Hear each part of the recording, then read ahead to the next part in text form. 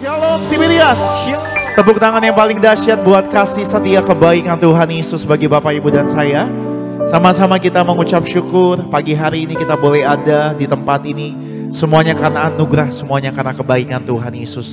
Mari datang dengan hati menyembah, mari datang dengan hati mengucap syukur. Karena tanpa Tuhan Yesus kita bukan siapa-siapa. Mari sama-sama kita satukan hati kita pagi hari ini. Kita bawa syukur kita, pengagungan kita hanya bagi nama Tuhan Yesus Kristus. Kami datang mengucap syukur di hadapan-Mu Tuhan Yesus. Oleh karena kasih-Mu, oleh karena kebaikan-Mu Tuhan, oleh karena anugerah-Mu, kami boleh ada sampai hari ini Tuhan. Kami bersyukur Engkau yang melayakkan kami, Engkau yang membenarkan setiap kami. Kami dikuduskan, bahkan kami percaya Tuhan Yesus, kami menjadi anak-anak-Mu merupakan anugerah yang paling indah yang boleh kami terima Tuhan. Maka doa kami pagi hari ini, Tuhan hadir di tempat ini. Tuhan ada dalam setiap kehidupan kami. Roh Kudus-Mu ada dalam kami, menuntun kami hidup dalam kekudusan, hidup dalam kebenaran, hidup dalam pertobatan. Jamah, lawat, pulihkan setiap umat-Mu. Hadirat-Mu menyegarkan jiwa setiap kami. Hadirat-Mu melawat setiap kami. Hadirat-Mu Tuhan Yesus memenuhi setiap kehidupan kami. Hati kami limpah dengan syukur, hati kami limpah dengan pujian. Di tengah setiap kehidupan kami, kami terus andalkan Tuhan.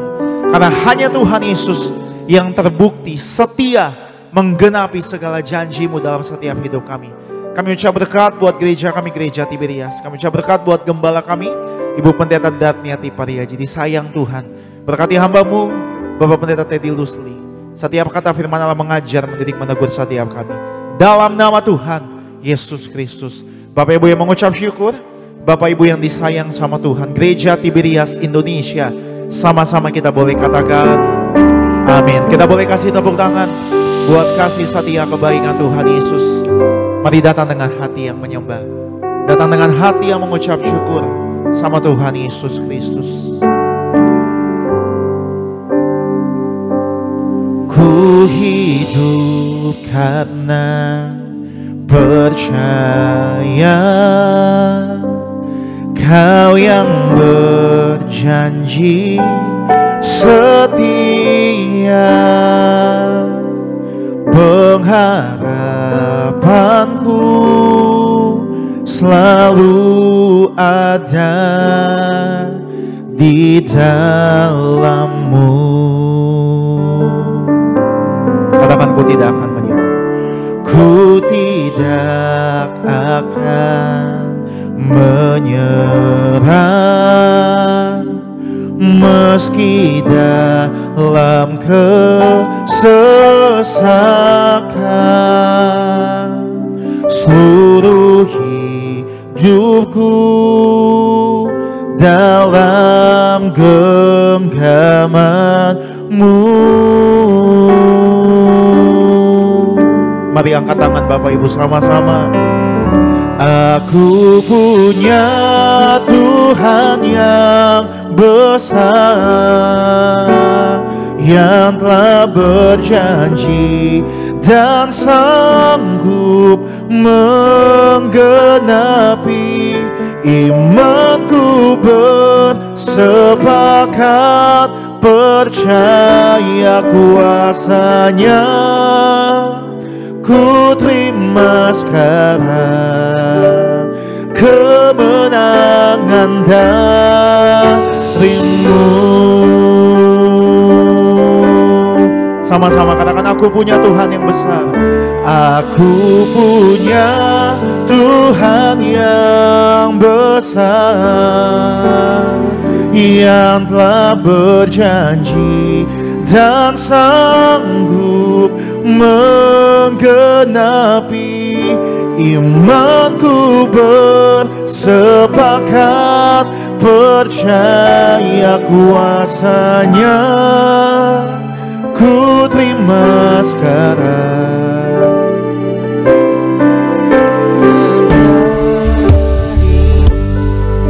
Tepuk tangan buat kasih setia kebaikan Tuhan Yesus.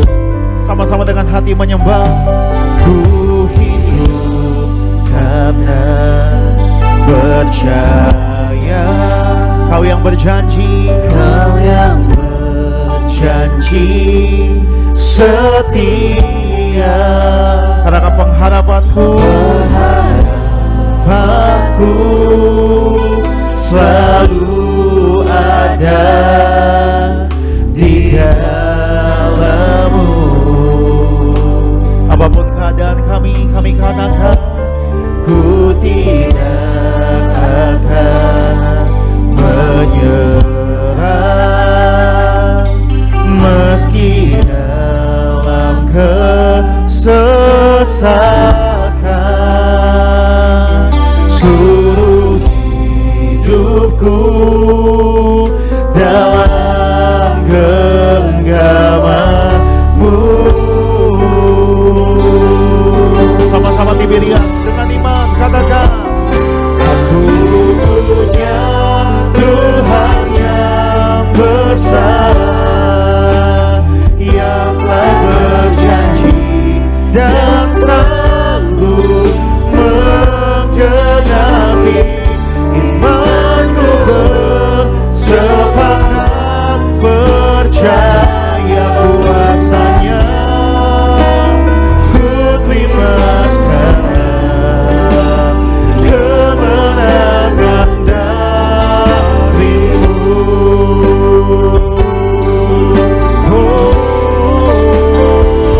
Aku punya Tuhan yang besar, yang telah berjanji dan sanggup menggenapi imanku.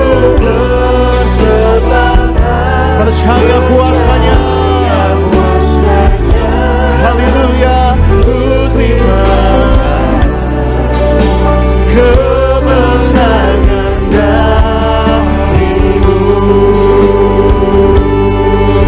Haleluya, aku punya Tuhan yang besar, yang telah berjanji dan sanggup menggenapi imanku. Bersepakat percaya kuasanya, ku terima amin kemenangan dari-Mu. Mari bersama-sama datang bersama Tuhan Yesus Kristus. Kami bawa setiap nyanyian syukur kami Tuhan, kami bawa setiap hati kami.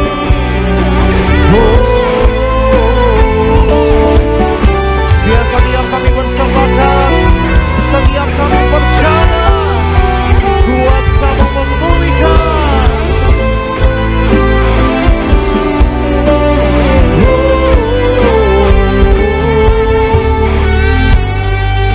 Mari bersama-sama Tiberias dengan hati menyembah, kami menyatakan syukur kami. Aku punya Tuhan yang besar, yang telah berjanji dan sanggup menggenapi imanku. Bersepakat percaya kuasanya, ku terima sekarang kemenangan dari-Mu. Mari lebih sungguh lagi sama-sama Bapak Ibu. Aku punya Tuhan yang besar, yang telah berjanji dan sanggup menggenapi imanku. Bersepakat percaya kuasanya, ku terima sekarang kemenangan dari. Yang percaya kemenangan Tuhan pasti sediakan. Kita bangkit berdiri sama-sama Tiberias dengan iman. Aku punya Tuhan yang besar,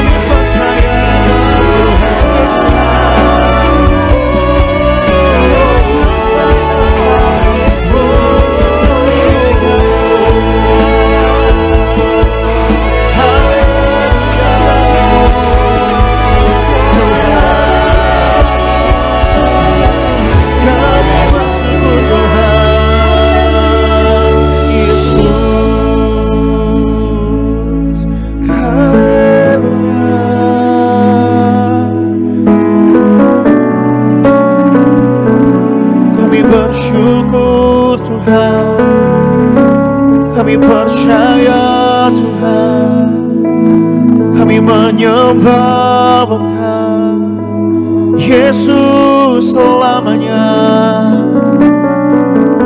Kau tak pernah lelah.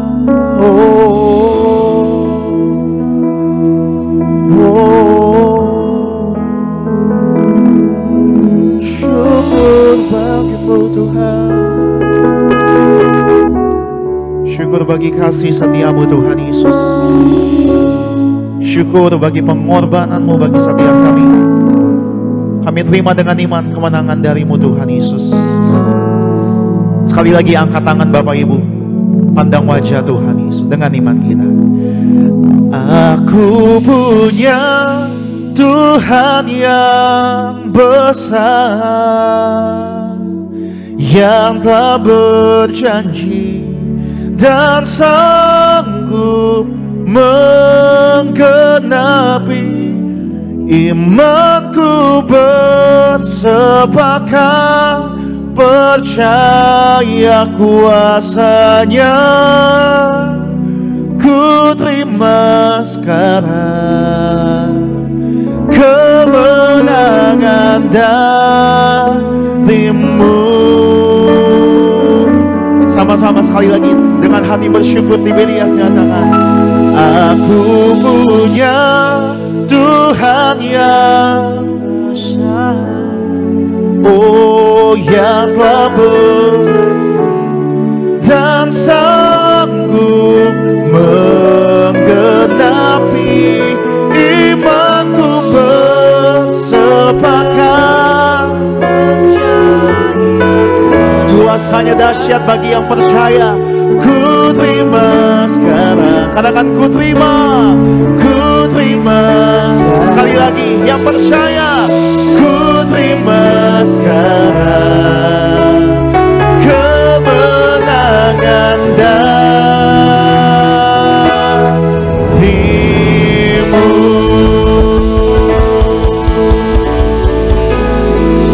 Haleluya. Boleh lebih dahsyat lagi tepuk tangan buat kebaikan Tuhan Yesus. Haleluya. Tiada kasih yang seperti kasihnya Tuhan Yesus, yang mau berkorban bagi setiap kami, menggantikan setiap kami, memberikan tubuh, memberikan darahmu bagi setiap kami, agar hari ini kami yang percaya, kami yang terus tinggal dalam kasihnya Tuhan, melekat sama Tuhan, menyembah Tuhan, memuji Tuhan. Kami percaya di akhir zaman, orang yang mengandalkan Tuhan pasti lihat mujizat, pasti lihat kemenangan, lihat sukacita surga, lihat mujizat kuasa Tuhan dinyatakan bagi setiap kami. Biar Tuhan yang semakin besar, Tuhan yang terus ditinggikan, dimuliakan dalam segala kehidupan kami. Segala pujian, pengagungan, syukur kami kembalikan hanya bagi satu nama, nama yang dahsyat, nama yang ajaib, nama yang tidak pernah berubah, nama Tuhan Yesus Kristus, yang bersyukur, yang disayang sama Tuhan. Gereja Tiberias, sama-sama kita boleh katakan amin. Yang terima kemenangan di pagi hari ini, boleh sama-sama lambaikan tinggi tangan kita buat Tuhan Yesus. Kasih salam kanan kiri depan belakang semua Tuhan. Yang sering mari sama-sama kita memuji nama Tuhan Yesus. Selamat hari Minggu, selamat beribadah Tuhan Yesus, memberkati setiap kita. Kita kasih salam-salam kemuliaan, tepuk tangan bagi nama Tuhan Yesus.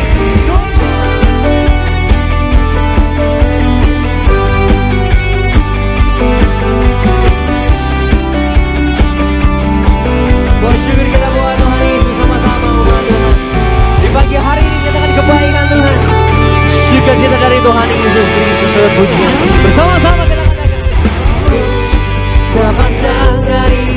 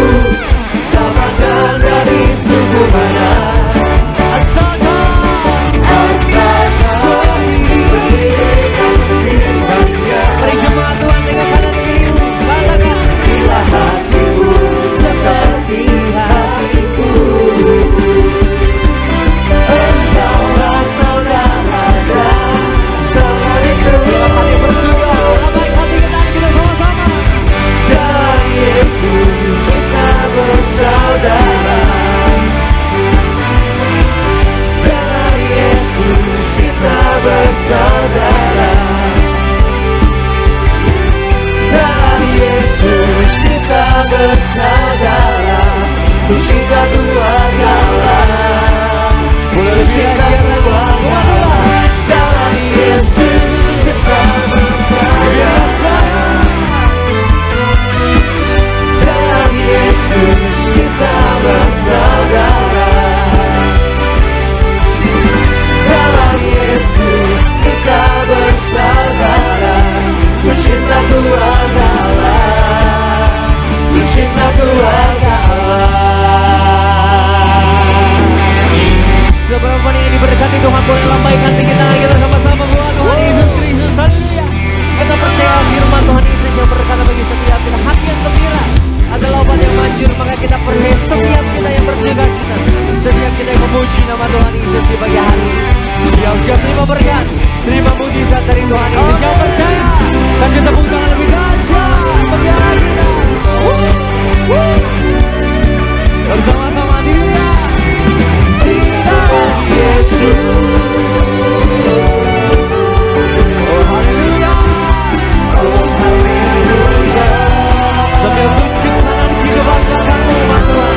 Kenapa? Ku cinta keluarga Allah. Ku cinta keluarga Allah. Ku cinta keluarga Allah. Ku cinta keluarga Allah. Ku cinta keluarga Allah. Cinta keluarga Allah. Cinta keluarga Allah. Cinta keluarga Allah. Boleh kasih tepuk tangan saudara-saudara sekali lagi sama-sama bahwa Tuhan Yesus Kristus. Haleluya. Yang bersuka cita di tempat ini boleh lambaikan sekali lagi tinggi tangan kita buat Tuhan Yesus. Sebelum duduk umat Tuhan, boleh kasih senyum, kasih salam kanan kiri depan belakangmu, katakan siap-siap terima berkat Tuhan Yesus hari ini. Yang percaya kita diberkati Tuhan, kasih tepuk tangan lebih dahsyat lagi buat Tuhan Yesus. Haleluya. Silakan duduk kembali saudaraku.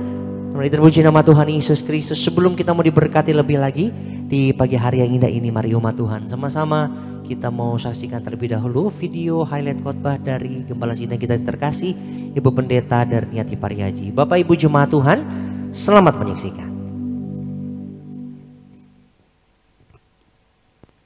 Berdiam diri di hadapan Tuhan Yesus adalah prioritas utama kita sebagai orang Kristen, yaitu berdiam diri itu ya kita banyak mendengarkan firman Tuhan, membaca firman Tuhan, merenungkan firman Tuhan siang dan malam, dan kemudian kita juga banyak berdoa, menyembah selalu kepada Tuhan Yesus. Apa hasil dari orang yang banyak berdiam diri di hadapan Tuhan? Nah, hasilnya adalah semakin mengenal Tuhan dan kehendak Tuhan. Dengan banyak berdiam diri di hadapan Tuhan, kita akan semakin bergaul akrab dan mengerti serta mengenal siapa Tuhan Yesus, sehingga hidup kita akan sesuai dengan rancangan juga kehendak Tuhan, dan kita akan mendapat kekuatan kuasa Tuhan.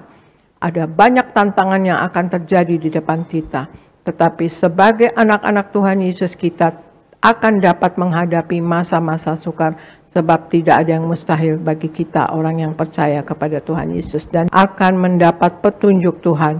Semakin kita mempelajari firman Tuhan dan merenungkannya siang dan malam, semakin kita mengerti apa kehendak Tuhan dan apa langkah-langkah yang harus kita tempuh.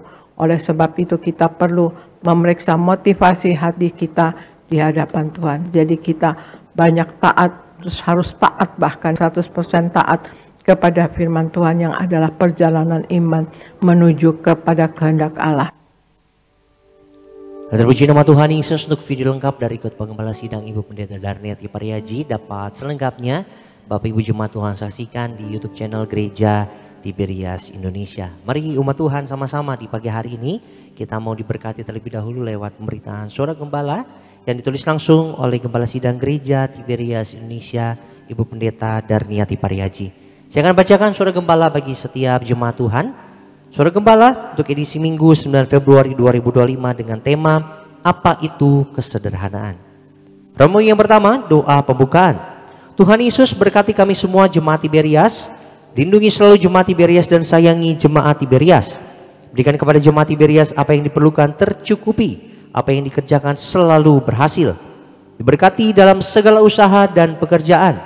Apa yang sakit disembuhkan, yang berbeban berat diberi kelegaan. dengan kuasa minyak dan anggur, tidak resesi dan tidak dirusakkan, dipersiapkan untuk pesta di kerajaan sorga dalam nama Tuhan Yesus. Haleluya, amin. Romawi yang kedua, apa itu kesederhanaan? Yang pertama, kesederhanaan adalah hidup secukupnya dengan apa yang ada. Lukas 3 ayat 10 sampai dengan ayat yang ke-14. Orang yang sederhana adalah orang yang mempunyai rasa cukup, tidak dikejar ambisi atau dikuasai keangkuhan. Karena mereka sederhana, maka Tuhan memberkati mereka lebih. Mereka mempunyai rasa cukup dan menyalurkan kelebihan yang mereka punya secara murah hati sesuai permintaan Tuhan kemana mereka harus menyalurkan. Sifat sederhana membuat orang jauh dari sifat tamak, kikir, atau materialistis.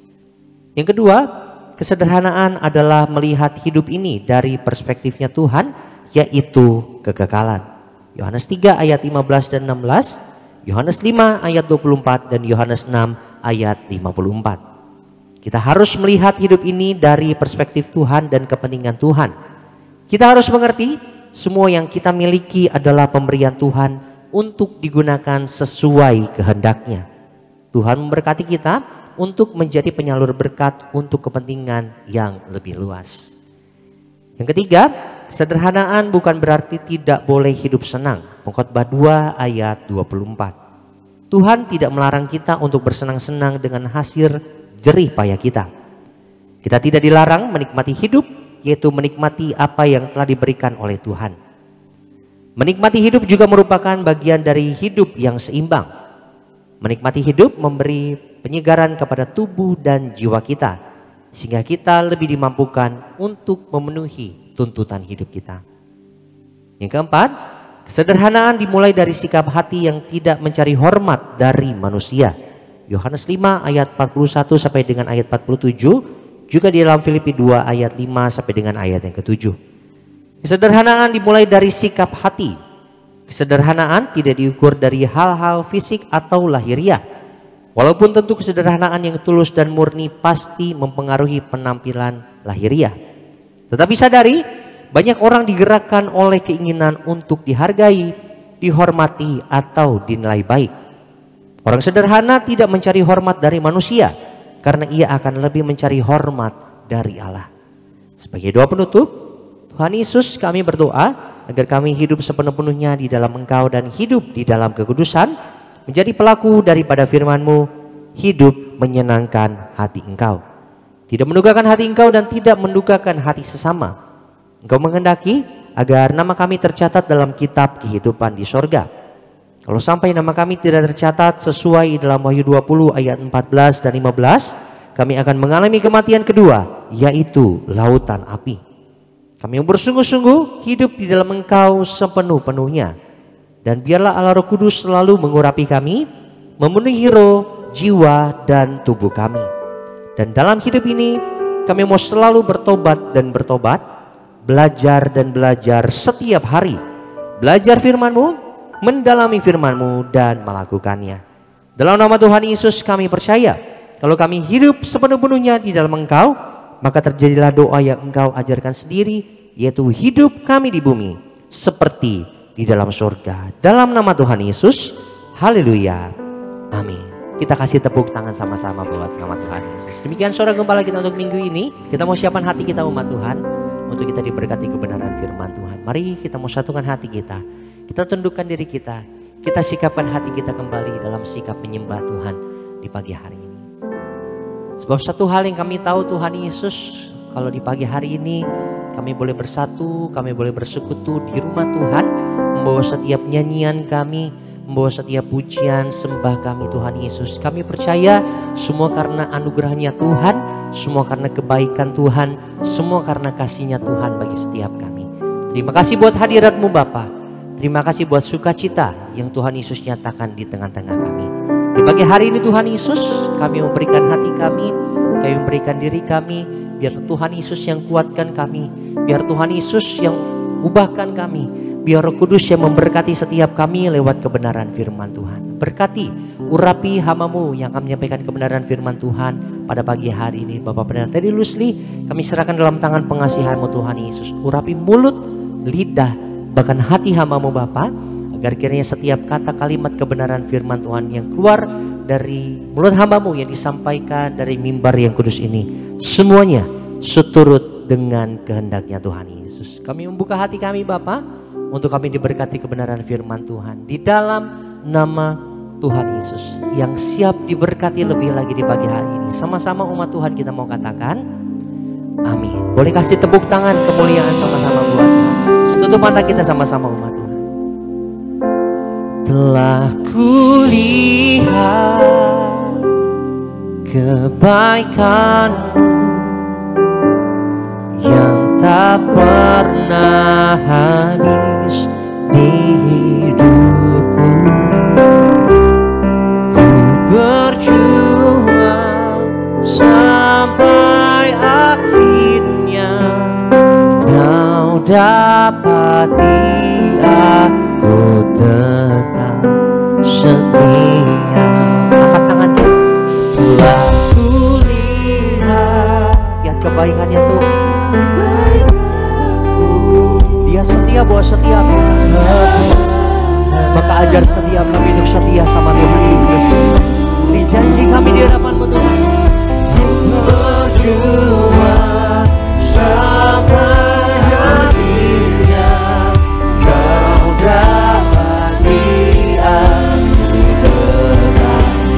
Yang mau setia ikut Tuhan, yang jadi berkati firman Tuhan, kasih tepuk tangan buat Tuhan Yesus. Kami berdiri sama-sama umat.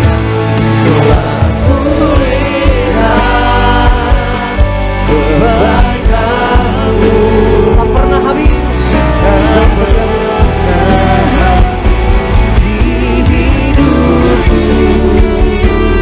Ku berjuang sampai akhirnya Kau dapati aku tetap setia. Yang siap diberkati firman Tuhan, kasih tepuk tangan di atas kepala kita sama-sama.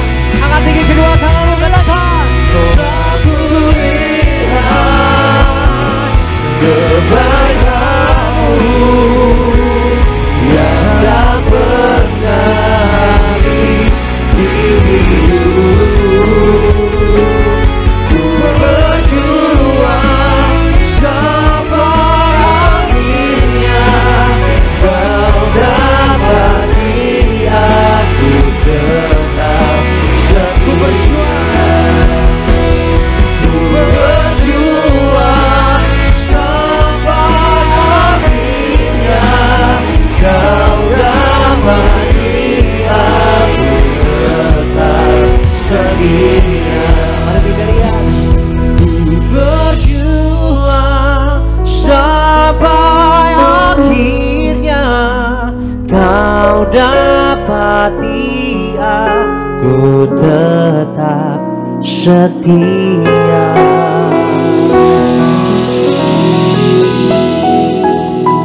Betapa hati kami limpah dengan syukur ya Bapa di sorga, di dalam Tuhan Yesus Tuhan kami.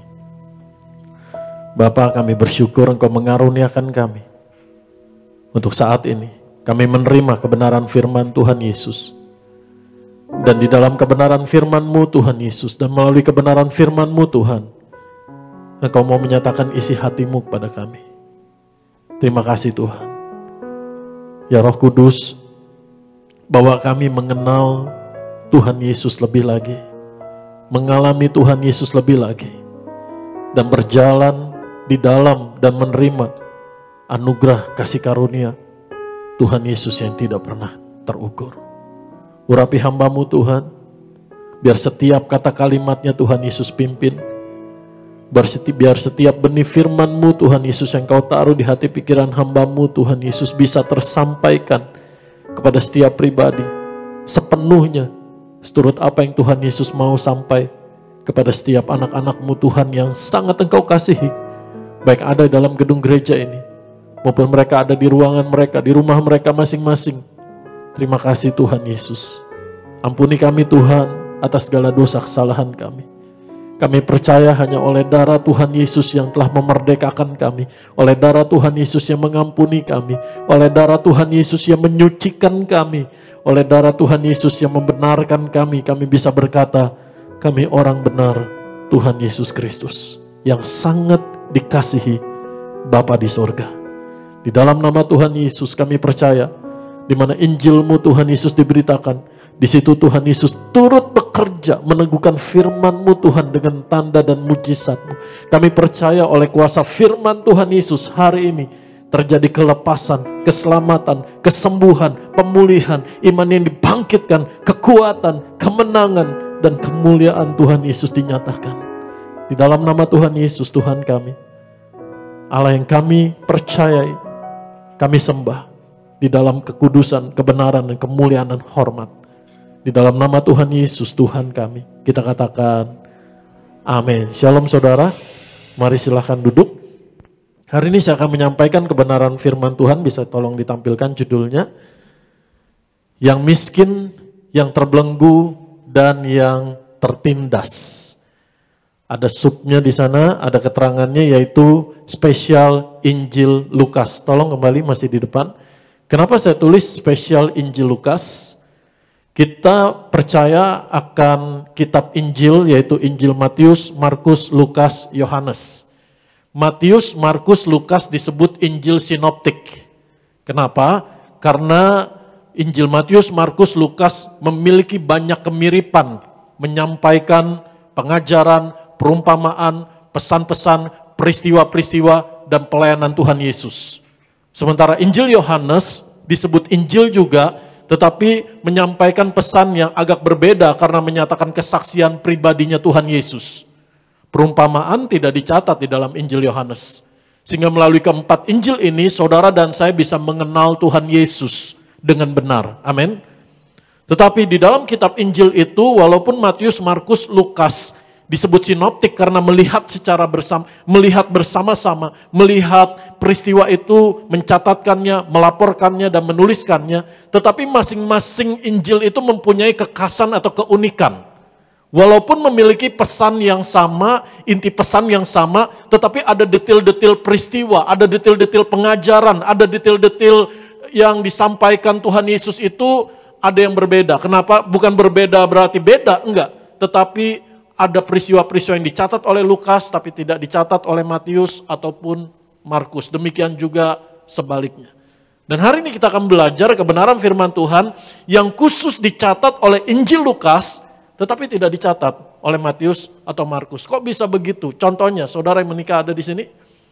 Kalau saudara ditanya oleh dua penulis yang berbeda, penulis A nanya sama suami saudara, penulis B nanya sama istri saudara, bagaimana pengalaman pertama kamu ketika bertemu?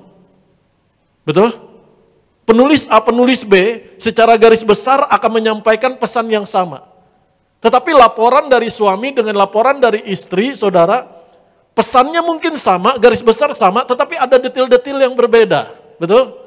Sehingga ketika disajikan, penulis A menyampaikan tulisannya, penulis B menyampaikan tulisannya, oh menurut sang suami peristiwanya begini. Garis besarnya sama, tapi ada detail-detail yang berbeda. Betul? Mari kita lihat. Hari ini kita akan belajar kebenaran firman Tuhan. Tema dari Injil Lukas, tema utama, kalau saudara peras satu kitab Injil Lukas ini, tema utamanya adalah eleos, yaitu belas kasihan Tuhan.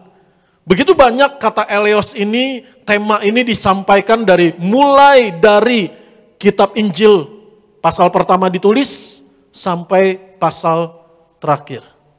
Mari kita lihat, Lukas pasal yang ke-1, ayat 78 sampai 79. Begitu banyak kalau disebutkan mungkin waktu kita nggak keburu. Dimulai dari ayat 50, 54, 78, 79, Lukas pasal yang ke-4, Lukas pasal yang ke-6, Lukas pasal yang ke-10, semua ditulis di sana. Mari kita lihat, Lukas pasal yang ke-1, ayat 78 sampai ayat 79. Saya akan bacakan di sana. Lukas pasal 1, ayat 78 sampai ayat 79. Kita baca bersama-sama, 1, 2, 3. Oleh rahmat dan belas kasihan dari Allah kita, dengan mana ia akan melawat kita, surya pagi dari tempat yang tinggi, untuk menyinari mereka yang diam dalam kegelapan, dan dalam naungan maut, untuk mengarahkan kaki kita kepada jalan damai sejahtera. Di sini mengemuka bahwa hanya oleh belas kasihan Tuhan Yesus, oleh rahmat Allah, oleh kemurahan hati Allah, oleh anugerah, oleh kasih karunia Allah, pemberian Allah yang tidak menuntut syarat dari saudara dan saya, kita dimerdekakan untuk hidup dalam damai sejahtera. Kita bisa berjalan hidup dalam terang, di mana kegelapan tidak lagi menguasainya dan tidak lagi berkuasa. Kita bisa melihat surya pagi dalam hidup kita, katakan amin. Amin. Jadi tema dari Injil Lukas ini adalah belas kasihan, yaitu apa? Kembali tolong tampilkan, mercy, compassion, belas kasihan atau eleos. Amin. Mari kita lihat Tuhan Yesus datang ke dalam dunia untuk apa? Untuk menyatakan kasihnya, belas kasihannya. Tujuannya apa? Kita buka dalam Lukas 4, tolong slide saya saja. Lukas pasal yang keempat ayat 18 sampai 19. Kita baca bersama-sama di sana. Lukas pasal 4 ayat 18. Roh Tuhan ada padaku, oleh sebab ia telah mengurapi aku untuk menyampaikan kabar baik kepada orang-orang miskin, dan ia telah mengutus aku untuk memberitakan pembebasan kepada orang-orang tawanan dan penglihatan bagi orang-orang buta, untuk membebaskan orang-orang yang tertindas, untuk memberitakan tahun rahmat Tuhan telah datang. Jadi belas kasihan Tuhan, rahmat Tuhan, eleosnya Tuhan ada tercurah buat orang-orang yang miskin, buat orang-orang yang buta, buat orang-orang yang terbelenggu, buat orang-orang yang tertindas. Amin. Tolong PowerPoint saya dikembalikan, ada gambarnya. Katakan sama saya, buat orang miskin, tertindas, terbelenggu, buat orang-orang buta. Katakan amin. Ada belas kasihan Tuhan, ada rahmat Tuhan, ada eleosnya Tuhan. Dan mari kita menyelami Injil Lukas dari awal sampai akhir. Ada peristiwa-peristiwa yang dicatat dalam Injil Lukas. Dan saya akan menyampaikan kepada saudara, cuman pembahasan saya hari ini lebih kepada siapa, bagaimana tokoh-tokohnya. Amin. Juga kita akan pelajari bagaimana peristiwa itu terjadi. Khas dicatat di dalam Injil Lukas, tidak dicatat di dalam Injil Markus maupun Matius. Sehingga saudara nangkep hari ini, bahwa belas kasihan Tuhan Yesus juga ada buat saudara dan saya. Amin. Mari kita lihat peristiwa tokoh-tokohnya dimulai dari Lukas pasal yang kedua, ayat yang ke-8 sampai 9. Lukas pasal yang kedua, ayat yang ke-8 sampai ayat yang ke-9. Kita baca di sana. Lukas pasal 2, ayat 8 sampai 9. Di daerah itu ada gembala-gembala yang tinggal di padang menjaga kawanan ternak mereka pada waktu malam. Tiba-tiba berdirilah seorang malaikat Tuhan di dekat mereka, dan kemuliaan Tuhan bersinar meliputi mereka, dan mereka sangat ketakutan. Dan ini khusus dicatat di Injil Lukas. Itu bahwa malaikat Tuhan, berita kelahiran Tuhan Yesus menjumpai para gembala. Tolong slide saya bisa ditampilkan. Kenapa para gembala? Karena para gembala adalah orang-orang yang dianggap miskin status. Mereka mempunyai status yang sangat rendah dalam lingkungan sosial, dalam lingkungan komunitas. Mungkin selama ini saudara memandang gembala dari sudut pandang yang positif seturut kebenaran firman Tuhan, bahwa gembala itu berkorban nyawanya bagi domba-dombanya, gembala itu berkorban memelihara domba-dombanya, gembala itu adalah seorang pemimpin. Tetapi dalam zaman tradisi Yahudi pada zaman itu, gembala ini menempati status sosial yang rendah. Walaupun secara pekerjaan, secara ekonomi, mereka memainkan peranan yang sangat penting, tetapi status mereka adalah rendah dalam kehidupan sehari-hari. Mereka termarginalkan, mereka terpinggirkan. Kenapa? Mereka nggak punya lingkungan sosial, kenapa? Karena mereka sibuk. Waktu-waktunya habis di padang untuk mengurusi domba-dombanya. Bahkan oleh pemimpin-pemimpin agama, pemimpin-pemimpin rohani, pemimpin-pemimpin spiritual. Mereka dianggap miskin rohani. Kenapa? Karena mereka nggak bisa ikut ibadah. Mereka nggak punya waktu untuk mengikuti kegiatan keagamaan. Sehingga mereka dipandang sebelah mata, walaupun peranan mereka sangat penting. Tetapi untuk orang-orang yang seperti ini, kemuliaan Tuhan Yesus dinyatakan. Untuk para gembala yang dianggap rendah, yang dianggap miskin status, miskin rohani oleh para pemimpin agama, Allah menyatakan dirinya. Malaikat sorga memberitakan kelahiran Tuhan Yesus Kristus. Amin. Mari kita lihat yang kedua. Khusus dicatat di dalam Injil Lukas, peristiwa Tuhan Yesus membangkitkan anak seorang janda di Nain. Kita buka Lukas pasal yang ke-7 lebih dulu, kita buka ayat firman Tuhannya. Saudara bawa Alkitab, saudara ikutin saya, Lukas pasal yang ke-7, ayat 11 sampai ayat yang ke-14. Saya selalu sangat diberkati Tuhan Yesus. Setiap kali, berkali-kali saya baca lagi, saya baca lagi, saya baca lagi. Bagaimana pesan Tuhan Yesus di dalam peristiwa janda di Nain ini selalu menguatkan saya, selalu memberi saya pengharapan, selalu membangkitkan iman saya. Lukas pasal yang ke-7 ayat yang ke-11 sampai ayat yang ke-14. Kita baca bersama-sama. Kemudian Yesus pergi ke suatu kota yang bernama Nain.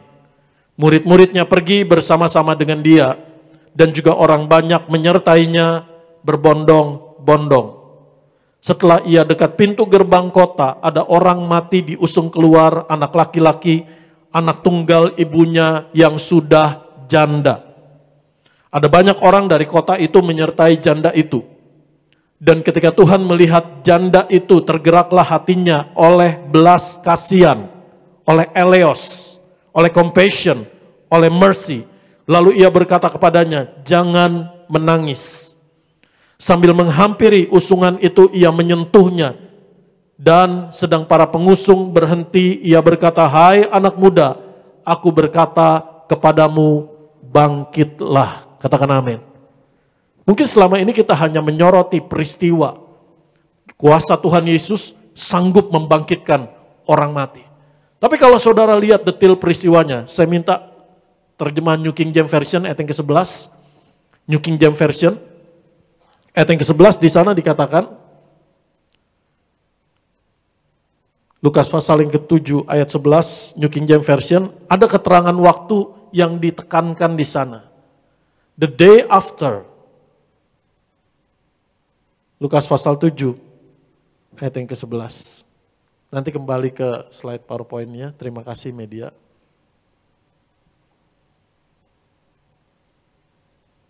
Saya akan bacakan di sana Lukas pasal 7 ayat yang ke-11. Now it happened the day after that he went into the city called Nain. Supaya saudara ingat, katakan sama saya, keesokan harinya. Tolong ditampilkan slide saya. Seorang janda di Nain. Seorang janda yang sangat menderita. Kenapa? Karena dia kehilangan suaminya. Dia ditinggal mati oleh suaminya. Dan bagi orang yang pada zaman itu ditinggal mati oleh suaminya, mereka mengalami masalah baik secara fisik, psikis, ekonomi maupun rohani. Apalagi sekarang ditinggal mati oleh anaknya. Maka biasanya orang-orang yang memandang dari sudut agama akan memandang bahwa perempuan ini sedang dihukum oleh Tuhan. Tuhan sedang menjatuhkan tangannya buat orang ini. Sama seperti ketika yaitu Naomi mempunyai mindset yang keliru tentang Tuhan. Ketika anaknya mati, ketika suaminya mati. Apa yang Naomi katakan bahwa Tuhan mengangkat tangannya kepadaku. Jadi dia diseliputi dalam kesedihan, tetapi yang berkecamuk dalam hatinya adalah pendakwaan yang begitu kuat bahwa dia adalah orang yang dibenci Tuhan, dia adalah orang yang dihukum Tuhan, dia adalah orang yang dihakimi Tuhan. Belum lagi lingkungan sosial akan memandangnya bahwa dia adalah orang yang dihukum Tuhan, orang yang kena kutuk Tuhan karena suami dan anaknya meninggal. Belum lagi dia tidak bisa membayangkan bagaimana melanjutkan hari esok. Ditinggal suami, kalau masih ada anak-anak itu bisa bekerja menopang ekonomi keluarga. Sekarang anaknya yang masih muda di usia produktifnya, anaknya pun meninggal, saudara. Jadi kehidupannya tidak menentu. Hidupnya hanya dari belas kasihan lingkungan sosialnya. Dia miskin secara jasmani. Dia miskin secara rohani. Dia miskin pengenalan akan Tuhan. Dan dia miskin terlepas dari lingkungan sosialnya, saudara. Tetapi dengar baik. Kalau saudara bisa renungkan. Ketika anaknya meninggal dan dikuburkan. Saya yakin air matanya gak pernah berhenti.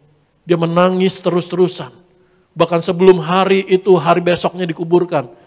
Mungkin semalam-malaman dia menangis, Tuhan, kenapa ini terjadi dalam hidup saya? Tuhan, have mercy on me. Tuhan, kasihanilah aku. Mungkin dia punya mindset yang keliru tentang Tuhan. Tuhan, kenapa Engkau menghukum saya? Tuhan, kenapa Engkau menjatuhkan tangan-Mu dengan air mata, dengan hati yang sesak, dengan hati yang pilu. Mungkin dia menangis tidak berhenti semalam-malaman, tetapi dengar baik. Sementara dia menangis. Sementara dia memiliki mindset yang keliru tentang Tuhan, bahwa Tuhan sedang menghukum dia. Yesus sudah sedang dalam perjalanannya untuk menolong janda di Nain ini. Kenapa saya katakan bahwa Tuhan Yesus sudah sedang dalam perjalanannya? Tadi saudara baca, the day after it happened, Jesus went to the city. Keesokan harinya, pagi atau siang, Tuhan Yesus sudah ada di dekat pintu gerbang kota Nain. Keesokan harinya, saudara mau tahu hari sebelumnya Tuhan Yesus ada di mana? Di Kapernaum. Dan berapa jarak dari Kapernaum ke kota Nain? Lebih kurang 53 km. Jalan normal akan membutuhkan waktu 11 jam. Itu jalan rata. Jalan normal. Ini jalannya nggak normal karena jalanannya berbatu, jalanannya menanjak. Jadi dibutuhkan waktu 12 jam lebih. Jadi ketika Tuhan Yesus selesai di kota Kapernaum, Tuhan tahu ada seorang yang sedang membutuhkan belas kasihan. Ada seorang yang sedang merindukan belas kasihan yang dari Tuhan. Sementara janda di Nain ini menangis berseru. Sementara janda di Nain ini meratap. Nggak tahu akan gimana perjalanan hidupnya. Kenapa Tuhan sedang menjatuhkan tangannya dengan mindset yang keliru dia miliki itu. Kasih Tuhan Yesus telah melangkah untuk sampai di kota Nain ini. Kalau saudara bayangkan Tuhan Yesus sampai di kota Nain, kira-kira pagi menjelang siang atau siang hari, petang hari. Saudara bisa bayangkan artinya semalam-malaman Tuhan Yesus nggak berhenti berjalan dari Kapernaum ke kota Nain. Dan ini bukan perjalanan yang sekalian. Contohnya, saudara mau pergi ke Bandung lewat Cisarua, enggak. Saudara mau pergi ke Cilegon, Merak lewat Tangerang, enggak. Ini suatu perjalanan yang menyimpang, suatu perjalanan yang berbeda, suatu perjalanan yang khusus hanya ke kota Nain. Hanya untuk satu orang, Tuhan Yesus berjalan semalam-malaman. Sementara air mata perempuan janda ini menangis, Tuhan Yesus sudah sedang dalam perjalanannya untuk menyatakan kasihnya yang luar biasa. Mungkin hari ini engkau sedang menantikan jawaban doamu. Mungkin hari ini engkau sedang dalam kondisi yang menurutmu engkau sangat menderita. Mungkin hari ini engkau sedang punya mindset yang keliru. Tuhan, kenapa engkau menghajar saya? Kenapa engkau menghukum saya? Dengar baik. Tuhan Yesus sudah sedang dalam perjalanannya untuk menyatakan kasihnya, belas kasihannya, untuk memulihkanmu, untuk menyembuhkanmu, untuk menyatakan kuasanya yang menyelamatkanmu. Katakan amin.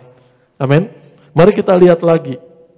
Kita berjalan ke Lukas pasal 13, ayat yang ke-11 dan ayat yang ke-16. Mari kita lihat tokoh-tokohnya yang ada di sana. Bagaimana keadaan mereka, bagaimana situasi mereka, bagaimana apa yang mereka alami. Lukas pasal 13 ayat yang ke-11 kita baca. Lukas pasal yang ke-13 ayat 10 sampai 16. Lukas pasal 13 ayat 10 sampai ayat yang ke-16. Pada satu kali Yesus sedang mengajar dalam salah satu rumah ibadat pada hari Sabat. Di situ ada seorang perempuan yang telah 18 tahun dirasuk roh sehingga ia sakit sampai bungkuk punggungnya dan tidak dapat berdiri lagi dengan tegak. Kalau ada orang ngalamin kesleo, kepelinder, salah urat dan sebagainya, satu hari aja itu udah menderitanya nggak enak saudara. Ini 18 tahun, dibelenggu oleh iblis, dirasuk oleh roh kelemahan, 18 tahun, bungkuk. Yang dia lihat hanya tanah, dia nggak bisa memandang melihat muka orang, dia nggak bisa melihat wajah orang, dia nggak bisa punya koneksi yang baik, dia nggak bisa punya lingkungan yang baik, dia nggak bisa interaksi sosial dengan baik karena yang dia lihat hanya tanah. 18 tahun. Kalau ini tahun 2025, bayangin dari tahun 2007 dia mengalami itu. Kalau saudara melihat peristiwa ini, Tuhan Yesus yang berinisiatif menyatakan belas kasihannya. Tuhan gak menunggu perempuan ini berseru lebih dulu. Tuhan tolong aku, Tuhan sembuhkan aku. Tetapi ketika Yesus melihatnya, hatinya tergerak oleh belas kasihan. Dan menyembuhkannya, dan memulihkannya, dan melepaskan dari belenggu iblis, dan memerdekakan dan menyelamatkannya. Mari kita baca lanjut. Lukas pasal yang ke-13 ayat yang ke-12. Ketika Yesus melihat perempuan itu, ia memanggil dia dan berkata kepadanya, "Hai ibu, penyakitmu telah sembuh." Lalu ia meletakkan tangannya atas perempuan itu, dan seketika itu juga berdirilah perempuan itu dan memuliakan Allah. Tetapi kepala rumah ibadat gusar karena Yesus menyembuhkan orang pada hari Sabat. Lalu ia berkata kepada orang banyak, "Ada 6 hari untuk bekerja, karena itu datanglah pada salah satu hari itu untuk disembuhkan dan jangan pada hari Sabat." Tapi Tuhan menjawab dan katanya, "Hai orang-orang munafik, bukankah setiap orang di antaramu melepaskan lembunya atau keledainya pada hari Sabat dari kandangnya dan membawanya ke tempat minuman? Bukankah perempuan ini yang sudah 18 tahun diikat oleh iblis harus dilepaskan dari ikatannya itu karena ia adalah keturunan Abraham?" Dan waktu ia berkata demikian, semua lawannya merasa malu dan semua orang banyak bersuka cita karena segala perkara mulia yang telah dilakukannya. Amin. Saudara bisa bayangkan, tolong slide saya. Seorang perempuan yang bungkuk 18 tahun ini. Bagaimana keadaannya? Dia terbelenggu. Dia miskin kebebasan. Dia dalam keadaan yang tertindas. Enggak berdaya. Miskin kekuatan. Dia dibelenggu oleh roh jahat. Dia tidak sanggup untuk melepaskan dirinya. 18 tahun bungkuk, dia miskin kesehatan, dia menderita. Dia enggak berdaya untuk bisa hidup tegak, untuk normal. Tetapi ketika Tuhan Yesus menjumpainya, melihatnya, Tuhan memanggilnya dan berkata, "Hai ibu, penyakitmu telah sembuh." Katakan amin. Amin. Tuhan Yesus menjumpai. Belas kasihan Tuhan ada buat orang-orang yang miskin kekuatan, gak berdaya, miskin kesehatan. Buat orang-orang yang terbelenggu, di sana ada belas kasihan Tuhan Yesus yang tercurah. Saya percaya, belas kasihan Tuhan Yesus yang sama ada buat saudara dan saya. Beri kemuliaan buat Tuhan Yesus Kristus. Amin. Mari kita lihat Lukas pasal 14. Ayat yang ke-1 sampai ayat yang ke-6. Yang menarik di sini, yang dicatat dalam Injil Lukas ketika Tuhan Yesus menyembuhkan, terjadinya kapan? Hari Sabat. Yang menurut batasan manusia ada batasnya, enggak boleh, enggak bisa. Tetapi belas kasihan Tuhan Yesus tidak dibatasi dan tidak terbatas. Bahkan kalau saudara lihat dalam peristiwa berikutnya, Tuhan Yesus di mana menyembuhkan, menyatakan belas kasihannya di hari Sabat di rumah orang Farisi yang sedang mengamat-ngamati dia. Yang sedang cari-cari kesalahannya. Artinya apa? Belas kasihan Tuhan Yesus dinyatakan at any risk. Dengan segala resiko apapun. Belas kasihan Tuhan Yesus tetap dinyatakan. Katakan amin. Mari kita lihat dalam Lukas pasal 14 ayat yang ke-1 sampai ayat yang ke-6. Masih baru separuh saudara. Pada suatu hari Sabat, Yesus datang ke rumah salah seorang pemimpin dari orang-orang Farisi untuk makan di situ. Semua yang hadir mengamat-ngamati dia dengan seksama, mencari-cari kesalahannya. Mencari-cari apa yang Tuhan akan buat yang bisa dijerat. Dan Tuhan Yesus menyatakan kasih-Nya dengan segala resiko apapun. Tiba-tiba datanglah seorang yang sakit busung air berdiri di hadapannya. Saudara, terjemahan bahasa Indonesia busung air, dalam terjemahan bahasa Inggris dropsy. Kalau dalam bahasa medisnya edema. Edema ini bisa jadi ringan, bisa jadi serius dan mematikan. Edema ini penyakit yang bengkak di bagian kaki ke atas sampai ke abdomen sampai ke perut. Karena apa? Karena ada penumpukan cairan di dalam jaringan-jaringan dan kelenjar-kelenjarnya. Tetapi edema ini juga bisa menunjukkan penyakit yang serius, yang berbahaya. Yaitu apa? Ada masalah dengan jantungnya, ada masalah dengan ginjalnya, ada masalah dengan levernya, dan sebagainya. Sehingga gejalanya busung air. Jadi pemuda ini sedang menghadapi suatu kelemahan tubuh, satu penyakit yang fatal dan serius. Ayat yang di sana ayat yang ke-2. Tiba-tiba datanglah seorang yang sakit busung air berdiri di hadapannya. Lalu Yesus berkata kepada ahli-ahli Taurat dan orang-orang Farisi itu, katanya, diperbolehkankah mereka menyembuhkan orang pada hari Sabat atau tidak? Mereka itu diam semuanya. Lalu ia memegang tangan orang sakit itu dan menyembuhkannya dan menyuruhnya pergi. Kemudian ia berkata kepada mereka, siapakah di antara kamu yang tidak segera menarik keluar anaknya atau lembunya kalau terperosok ke dalam sebuah sumur, meskipun pada hari Sabat? Mereka tidak sanggup membantahnya. Belas kasihan Tuhan tidak terbatas oleh situasi, kondisi, dan waktu. Selalu ada setiap hari buat saudara dan saya. Amin. Mari kita lihat PowerPoint saya. Itu seorang yang menderita busung air ini biasanya dianggap menurut Talmud adalah orang yang berdosa dan kena hukuman Allah.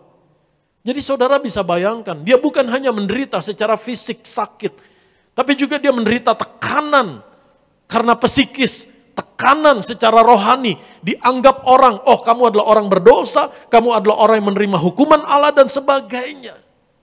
Sehingga boro-boro dia bisa mengenal Allah yang penuh kasih, sementara yang ada di pikirannya adalah bentukan dari pemimpin-pemimpin agamawi bahwa kamu adalah orang yang terkutuk, kamu adalah orang yang dihukum. Tapi belas kasihan Tuhan Yesus menjumpainya, memulihkannya, menyelamatkannya, dan membuat dia mengenal Allah yang sesungguhnya, yang penuh dengan kasih. Katakan amin. Amin. Mari kita lanjut berjalan dalam Lukas pasal 15, ayat 15 sampai ayat yang ke-16. Tolong buka slide saya dulu, Lukas pasal 15. Anak bungsu yang menderita. Kalau saudara mungkin membaca perikopnya tentang anak yang hilang. Benar dia telah berdosa. Benar dia telah jatuh ke dalam dosa. Tapi dengar baik, Allah memang benci dosa. Amsal pasal 6 katakan bahwa ada 6 perkara, 7 perkara yang dibenci Allah. Mata dusta, hati yang sombong dan sebagainya. Tangan yang melakukan kejahatan dan sebagainya. Allah memang benci dosa, tetapi Allah mengasihi orang yang berdosa, bahkan mencari dan menyelamatkan orang yang terhilang. Mari kita lihat perspektif ini. Dari seorang anak yang hilang, anak bungsu yang menderita. Saya akan bacakan di sana, tetap di sini. Lukas pasal 15 ayat 15 sampai ayat 16. Lukas 15 ayat 15 saya akan bacakan, atau bisa ditampilkan ayatnya. Lukas 15 ayat 15 sampai 16. Lalu ia pergi dan bekerja pada seorang majikan di negeri itu. Orang itu menyuruhnya ke ladang untuk menjaga babinya. Dia siapa? Orang Yahudi. Bagi orang Yahudi, babi itu haram. Artinya ketika dia punya pekerjaan hanya untuk menjaga babi, betapa pekerjaan itu sangat terhina buat dia. Dalam keadaan yang sudah sangat hina, nggak ada pekerjaan yang lain. Ayat yang ke-16. Lalu ia ingin mengisi perutnya dengan ampas yang menjadi makanan babi itu. Tetapi tidak seorang pun yang memberikannya kepadanya. Dia tidak diterima, dia ditolak. Bahkan dia tidak dianggap sebagai manusia. Bahkan dianggap rendah dari babi, dari binatang. Mau makan ampasnya pun nggak bisa. Nggak ada yang mau memberikan, nggak ada yang mau menerima. Jadi keadaannya dia sudah hidup yang rusak, hancur sehancur-hancurnya karena dosanya. Hidupnya terpuruk sangat hina. Hidupnya sangat melarat, sangat kelaparan. Dia ditolak. Tetapi, mari kita lihat dari hal positifnya. Dia sadar dan bangkit untuk pulang ke rumah papanya. Ayat yang ke-17 di sana firman Tuhan katakan, saya akan bacakan di sana. Lalu ia menyadari keadaannya, katanya betapa banyaknya orang upahan bapakku yang berlimpah-limpah makanannya, tetapi aku di sini mati kelaparan. Aku akan bangkit dan pergi kepada bapakku dan berkata kepadanya, Bapa, aku telah berdosa terhadap sorga dan terhadap Bapa. Aku tidak layak lagi disebutkan anak Bapa, jadikanlah aku sebagai salah seorang upahan Bapa. Maka bangkitlah ia dan pergi kepada bapaknya. Ketika ia masih jauh, ayahnya telah melihatnya, lalu tergeraklah hatinya oleh belas kasihan, oleh eleos. Ayahnya itu berlari mendapatkan dia, lalu merangkul dan mencium dia. Walaupun ini merupakan perumpamaan, tapi saya percaya, kalaupun kisah ini menjadi kenyataan, tetap akan nyata terjadi seperti ini. Menyatakan kasih Allah yang luar biasa. Amin. Tolong slide saya masih di sana. Dia sudah mengalami hidup yang sudah berantakan, yang sudah terpuruk, yang sangat hina, yang hancur, yang udah gak layak. Tetapi selalu ada belas kasihan yang memulihkan hidupnya. Hanya beri respon yang benar. Sadari keadaanmu bahwa engkau perlu Tuhan.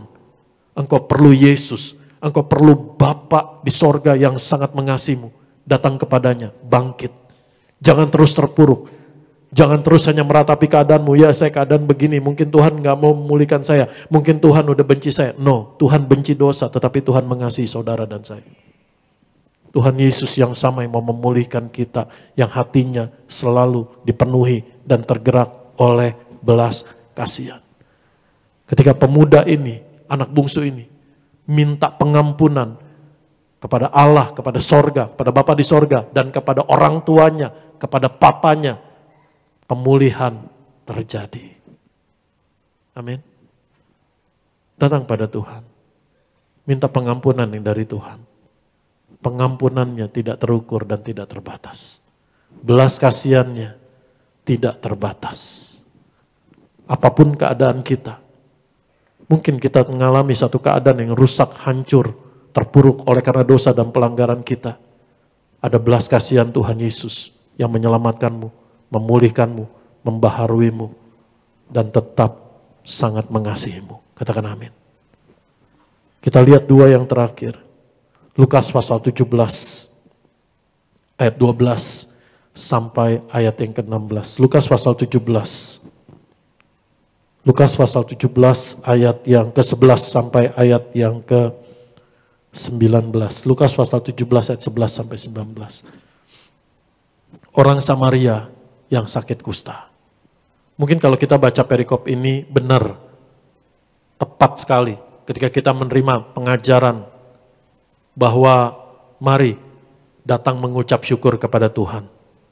Kembali untuk mengucap syukur dalam setiap berkat, mujizat yang kita terima. Jangan lupa untuk mengucap syukur. Sama seperti satu orang Samaria yang sakit kusta. 9 enggak balik lagi, tapi satu orang balik lagi. Tapi mari kita lihat dari tokoh yang mengalaminya. Orang Samaria yang sakit kusta. Saya akan bacakan di sana. Lukas pasal 17 ayat 11. Sampai ayat 19. Dalam perjalanannya ke Yerusalem, Yesus menyusur perbatasan Samaria dan Galilea. Ketika ia memasuki satu desa, datanglah 10 orang kusta menemui dia. Mereka tinggal berdiri agak jauh dan berteriak, Yesus Guru, kasihanilah kami. Yesus, have mercy on me. Lalu ia memandang mereka dan berkata, pergilah, perlihatkan dirimu pada imam-imam. Dan sementara mereka di tengah jalan, mereka menjadi tahir. Seorang dari mereka ketika melihat bahwa ia telah sembuh, kembali sambil memuliakan Allah dengan suara nyaring. Lalu tersungkur di depan kaki Yesus dan mengucap syukur kepadanya. Orang itu adalah seorang Samaria. Lalu Yesus berkata, bukankah ke-10 orang tadi semuanya telah menjadi tahir? Di manakah yang 9 orang itu? Tidak adakah di antara mereka yang kembali untuk memuliakan Allah selain daripada orang asing ini? Lalu ia berkata pada orang itu, berdirilah dan pergilah, imanmu telah menyelamatkan engkau. Saya yakin saudara sudah meresap banget mengenai pengajaran dari bagian firman Tuhan ini, datang untuk mengucap syukur pada Tuhan. Tapi mari hari ini kita soroti, siapa, bagaimana kehidupan Samaria si kusta ini. Menjadi orang Samaria di tengah orang Yahudi itu aja udah sulitnya minta ampun. Kenapa? Karena mereka ditolak. Karena mereka dianggap kafir, mereka dianggap orang asing, mereka termarginalkan, mereka dipinggirkan. Sekarang seorang Samaria bahkan sakit kusta. Dan sakit kusta pada zaman itu dianggap adalah orang yang kena kutuk, kena hukuman Allah.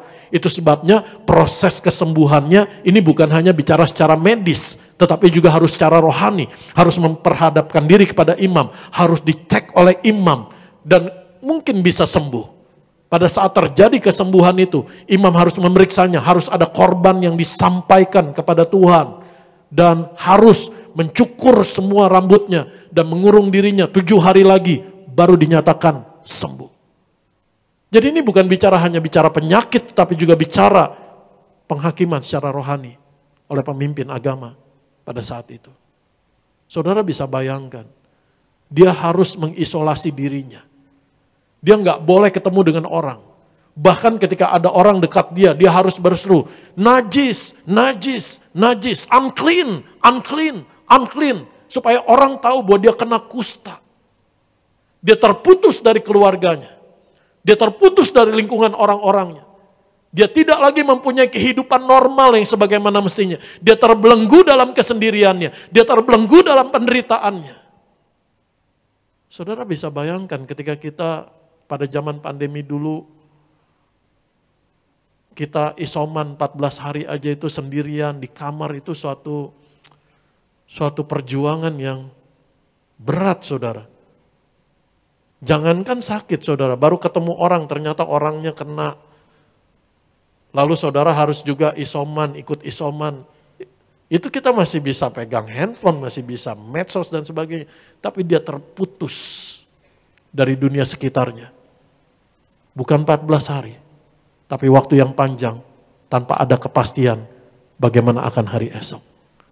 Tapi dengar baik, firman Tuhan katakan di sana, dalam perjalanannya ke Yerusalem, Yesus menyusur perbatasan Samaria dan Galilea. Yesus bisa lewat jalan yang lain, daerah Sungai Yordan. Tapi dia memilih perbatasan Samaria dan Galilea untuk belas kasihannya menjumpai orang yang miskin, terbelenggu, dan tertindas. Katakan amin. Dan saya percaya Yesus yang sama, yang dengan sengaja menjumpai saudara dan saya melalui firman-Nya untuk engkau dipenuhi dengan belas kasihan Tuhan Yesus Kristus. Beri kemuliaan buat Tuhan Yesus Kristus. Mari kita lihat orang yang kusta ini. Orang yang kusta ini deskripsinya, tolong slide saya bisa ditampilkan.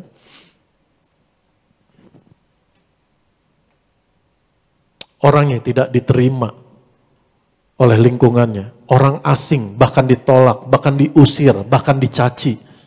Dia sangat menderita, baik secara fisik, psikis, rohani. Dia sakit, dia malang, dia miskin, gak ada kesempatan untuk bekerja, kecuali hanya mengemis. Itu pun dari jauh, mungkin orang hanya melemparkan. Itu pun kalau orang tergerak belas kasihan. Kenapa? Karena orang menganggap dia sedang dihukum Allah dan sebagainya. Persepsi yang keliru. Tapi Tuhan Yesus berjalan, menyusuri perbatasan Samaria dengan Galilea. Tuhan sengaja memilih jalan itu walaupun ada jalan yang lain. Untuk belas kasihannya dinyatakan kepada yang miskin, yang buta, yang tertindas, yang terbelenggu. Untuk mengalami rahmat, eleos, belas kasihan Tuhan Yesus Kristus. Mari kita lihat lagi Lukas pasal 18. Seorang pemungut cukai. Memang ini satu perumpamaan. Tetapi kalau ini pun suatu kenyataan, pastilah juga akan terjadi seperti ini. Seorang yang, mari kita lihat Lukas pasal yang ke-18 ayat 9. Ada seorang Farisi yang dengan bangga berkata ketika berdoa, Tuhan, aku mengucap syukur karena aku tidak sama seperti semua orang lain.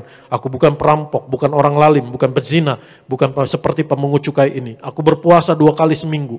Aku memberikan 1/10 dari segala penghasilanku. Dia membanggakan kekayaan rohaninya. Sementara orang pemungut cukai ini menyadari dia miskin rohani, dia miskin kebenaran, dia miskin pengenalan akan Allah, dia miskin akan kasih Allah, dia miskin akan hikmat yang dari Tuhan. Tetapi dalam kemiskinannya dia datang dan berseru, ya Tuhan, have mercy on me. Orang berdosa ini. Belas kasihanilah aku ya Tuhan. Maka firman Tuhan katakan di sana, aku berkata kepadamu, orang ini pulang ke rumahnya sebagai orang yang dibenarkan Allah dan orang lain itu tidak. Sebab barang siapa meninggikan diri, ia akan direndahkan. Dan barang siapa merendahkan diri, ia akan ditinggikan. Katakan amin. Belas kasihan Tuhan Yesus ada, tercurah. Yang terakhir, mari kita lihat Lukas 19, ayat yang ke-1 sampai ayat 10. Jadi kalau saudara baca Alkitab saudara yang saya sajikan di sini, saudara biasanya kalau ada perumpamaan yang lain itu di bawahnya ada Matius dicatat di mana, Markus dicatat di mana, ini enggak ada. Spesial Injil Lukas untuk menyampaikan tema dari Injil ini, yaitu belas kasihan Allah. Matius juga memiliki spesialnya sendiri. Markus juga memiliki spesialnya sendiri. Kalau ada kesempatan mungkin kita akan pelajari kemudian. Lukas 19 ayat yang ke-1 sampai ayat yang ke-10. Yesus masuk ke kota Yeriko dan berjalan terus melintasi kota itu. Di situ ada seorang bernama Sakeus, kepala pemungut cukai, dan ia seorang yang kaya. Ia berusaha untuk melihat orang apakah Yesus itu, tetapi ia tidak berhasil karena orang banyak sebab badannya pendek. Maka berlarilah ia mendahului orang banyak lalu memanjat pohon ara untuk melihat Yesus yang akan lewat di situ. Kalau saudara perhatikan, Yesus berjalan terus melintasi kota itu. Enggak ada rencana untuk stop, untuk tinggal. Tapi ketika ada satu orang yang sungguh-sungguh datang untuk melihat dia, untuk mencari dia, di sana juga pasti ada belas kasihan Tuhan Yesus dinyatakan. Tuhan Yesus katakan di sana ayat yang ke-5, ketika Yesus sampai ke tempat itu, ia melihat ke atas dan berkata, Sakeus. Tuhan Yesus kenal. Tuhan Yesus panggil namanya secara spesifik. Mungkin Sakeus belum memperkenalkan diri, tapi Yesus Maha tahu. Yesus tahu detil kehidupannya dan berkata, segeralah turun sebab hari ini aku harus menumpang di rumahmu. Perkatakan kata harus di sana. Aku harus menumpang di rumahmu. Ayat yang ke-6. Lalu Sakeus segera turun dan menerima Yesus dengan sukacita. Yang selama ini dia adalah seorang yang miskin sukacita. Dia kaya harta tetapi miskin hubungan. Nggak ada orang yang mau deketin dia, nggak ada orang yang mau kenal dia, nggak ada orang yang mau punya relasi dengan dia. Kenapa? Repot, ntar urusannya duit. Apalagi Sakeus ini menempati yaitu bekerja untuk pemimpin Romawi pada saat itu, sehingga merugikan bangsanya sendiri, mengambil dari bangsanya sendiri untuk kepentingan penjajah. Jadi dia adalah seorang yang dibenci, seorang yang dihindari, dia miskin relasi. Walaupun dia kaya harta. Tapi dalam banyak hal dia mengalami kemiskinan sukacita, kemiskinan damai sejahtera. Tapi belas kasihan Tuhan Yesus ada buat dia. Firman Tuhan katakan demikian. Lalu Sakeus segera turun menerima Yesus dengan sukacita. Tetapi semua orang yang melihat hal itu bersungut-sungut katanya, ia menumpang di rumah orang berdosa. Bahkan dia dilabel sebagai orang berdosa. Tetapi Sakeus berdiri dan berkata kepada Tuhan, Tuhan, setengah dari milikku akan kuberikan kepada orang miskin. Dan sekiranya ada sesuatu yang kuperas dari seorang akan kukembalikan 4 kali lipat.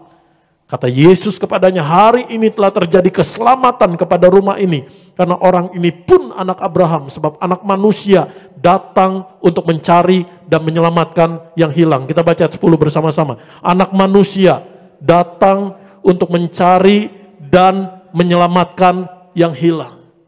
Sakeus diselamatkan bukan karena persembahannya.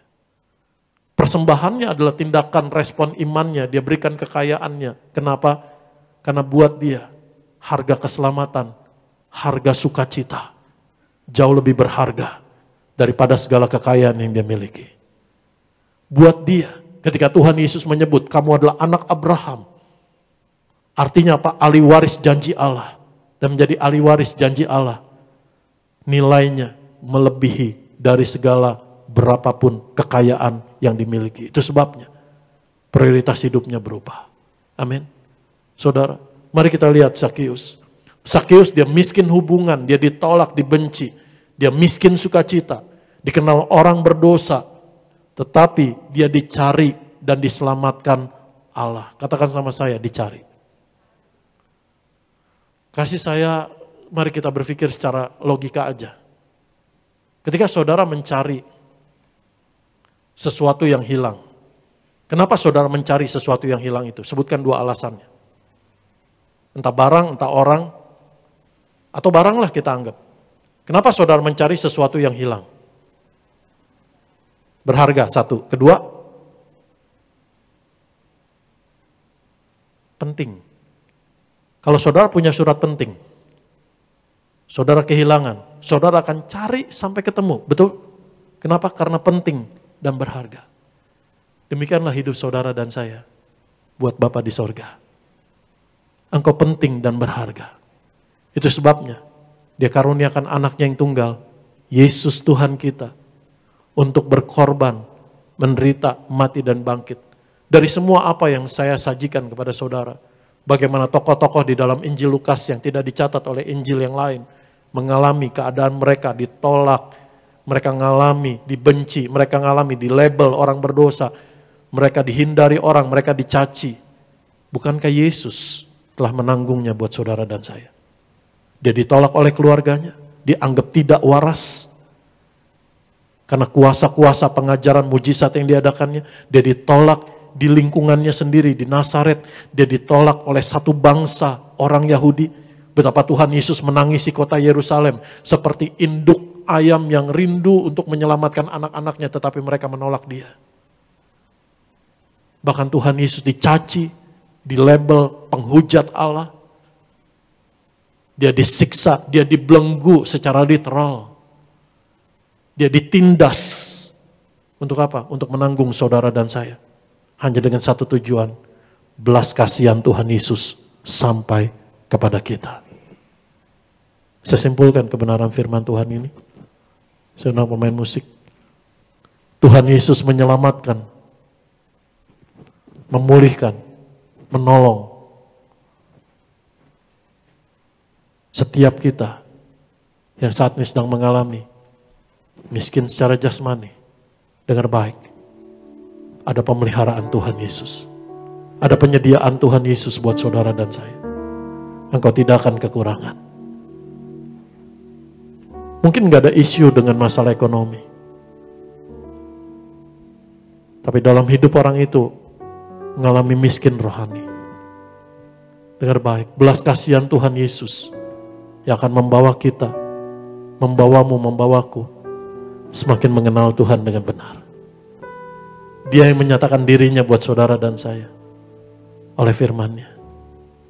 Itu sebabnya, karena saudara dan saya begitu penting buat Bapa di sorga.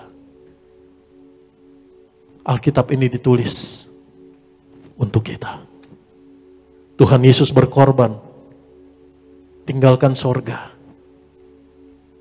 bahkan menderita di atas kayu salib dengan cara yang paling hina, cara yang paling terkutuk, cara yang paling menderita, cara yang paling tertindas dan terbelenggu. Karena kamu penting dan berharga buat Tuhan Yesus Kristus. Slide-nya terus di sana. Mungkin Anda sedang mengalami miskin kesehatan. Tuhan Yesus sudah menanggungnya buat saudara dan saya sehingga kita bisa berkata oleh bilurnya, aku telah sembuh. Tuhan Yesus telah memikul setiap sakit, kelemahan, penderitaan kita. Dan sepanjang Injil Lukas mencatat, ada belas kasihan Tuhan Yesus. Bahkan sebelum kita berseru, Tuhan tolong aku, mata Tuhan Yesus tertuju padamu. Belas kasihannya tercurah bagimu. Mereka yang sedang mengalami miskin kekuatan, gak berdaya, sedang mengalami ditindas, diperlakukan tidak adil. Tuhan Yesus yang akan menjadi kekuatanmu. Tuhan Yesus yang akan menopangmu. Mereka mengalami miskin damai sejahtera. Gak bisa tidur nyenyak, gelisah, cemas, khawatir dan sebagainya. Tuhan Yesus sudah berkorban dan kebangkitannya dia katakan damai sejahtera bagi kamu sekalian. Mereka yang sedang mengalami miskin sukacita, miskin kebahagiaan di dalam keluarga rumah tangganya. Mari, Tuhan Yesus mau hadir dalam pernikahanmu, dalam keluargamu. Keluarga yang sedang mengalami miskin kerukunan, ada Tuhan Yesus mau hadir. Buka hatimu buat Tuhan dan katakan, Tuhan, pulihkan keluargaku. Have mercy on my family. Tuhan, Biar belas kasihan-Mu Tuhan Yesus turun atas rumah tanggaku, atas keluargaku, atas pernikahanmu. Dan di situ Tuhan akan memulihkan hidupmu. Mungkin engkau sedang mengalami miskin hubungan, sendirian, kesepian, merasa ditinggalkan, dikecewakan, dikhianati. Sedang mengalami miskin trust dengan orang. Gak bisa percaya sama orang karena kepahitan, luka hati dan sebagainya. Dengar baik. Tuhan Yesus sudah menanggung mengalami itu semua. Buat saudara dan saya. Dia dikhianati. Dia ditinggalkan oleh murid-muridnya sendirian. Bahkan di atas kayu salib karena dia memikul dosa. Dan Bapa di sorga gak bisa melihat dosa dengan matanya. Dia harus mengalami keberpisahan dengan Bapa. Di atas kayu salib dia miskin hubungan buat saudara dan saya. Agar hari ini Tuhan mengaruniakanmu. Tuhan Yesus mempertemukanmu dengan orang yang tepat, di tempat yang tepat, di saat yang tepat. Tuhan mempertemukanmu dengan seorang teman, dengan seorang sahabat, dengan seorang pasangan hidup yang dari Tuhan Yesus. Untuk kau kaya di dalam hubungan. Terus slide saya masih terus di sana. Mungkin hari ini kau sedang miskin status, miskin penerimaan. Dengar baik. Raja di atas segala raja. Allah sumber pencipta segala-galanya. Bahkan berkenan menerima saudara dan saya. Bahkan mengaruniakan anaknya yang tunggal. Untuk membawa kita berkenan di hati Bapa di surga. Engkau sangat dikasihi Bapa di surga. Engkau sedang mengalami miskin sumber daya. Enggak tahu gimana lagi Tuhan udah mentok sini, mentok sana, mentok sini. Enggak tahu gimana jalan keluarnya lagi. Dengar baik. Tuhan Yesus sumber hidup kita. Dan dia ada buat saudara dan saya. Engkau enggak akan pernah kering. Engkau enggak akan pernah kehabisan. Engkau enggak akan pernah kekurangan. Mungkin hari ini engkau sedang mengalami miskin kasih. Biar hari ini, biar firman Tuhan ini, hatinya Tuhan, kasihnya Tuhan, belas kasihannya Tuhan memenuhimu. Mungkin hari ini kau sedang mengalami miskin pengharapan. Engkau gak sanggup lagi untuk berharap, engkau gak mau lagi berharap. Bahkan berharap kepada janji Tuhan. Kenapa? Karena begitu banyak menjumpai keadaan-keadaan yang mengecewakan, keadaan-keadaan yang lika-liku terjadi yang tidak seperti engkau harapkan. Tetap berharap, tetap percaya, tetap berdoa, tetap memuji, menyembah Tuhan Yesus. Allah yang sudah membuktikan kasih-Nya. Jangan pernah ragu akan kasih-Nya Tuhan. Jangan pernah ragu akan kuasa-Nya Tuhan. Kalau firman Tuhan Yesus ini sampai kepada saudara, spesial buat saudara. Sungguh. Dalam setiap apapun area kemiskinan kita bisa berkata, sekarang aku kaya oleh belas kasihan Tuhan Yesus Kristus. Katakan sama saya, masih kita bangkit berdiri bersama-sama. Taruh tangan kirimu di dada. Katakan sama saya, Tuhan Yesus mencari, menyelamatkan saya. Terima kasih Tuhan Yesus. Dalam apapun aspek kemiskinan dalam hidup saya hari ini mau percaya, menerima, bersyukur, dan berkata, saya kaya, dipenuhi belas kasihan Tuhan Yesus. Dan itu cukup buat saya.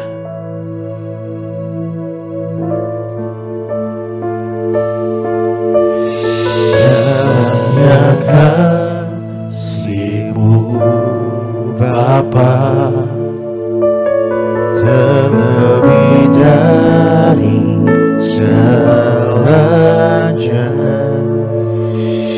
pengorbanan yang termulia sama kasih-Ku.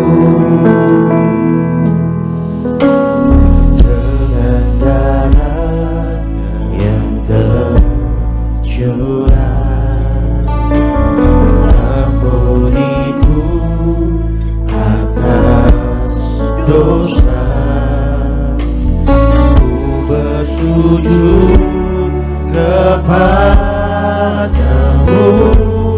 oh Yesus.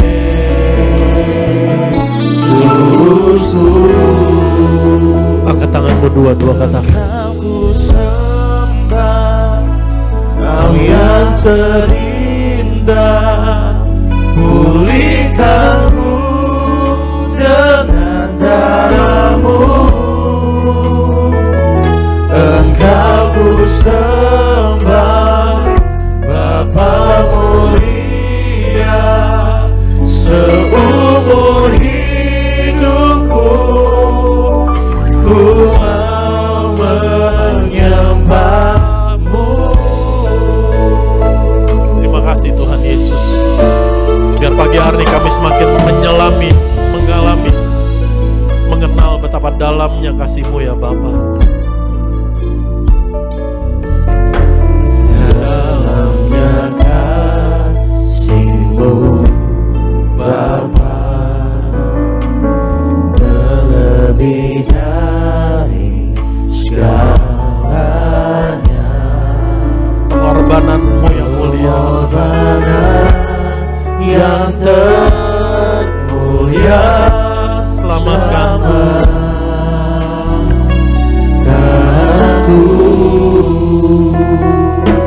oleh darah yang tercurah, darah yang tercurah. Ampuniku atas dosa, ku bersujud kepadamu. serukan namanya. Oh Yesusku,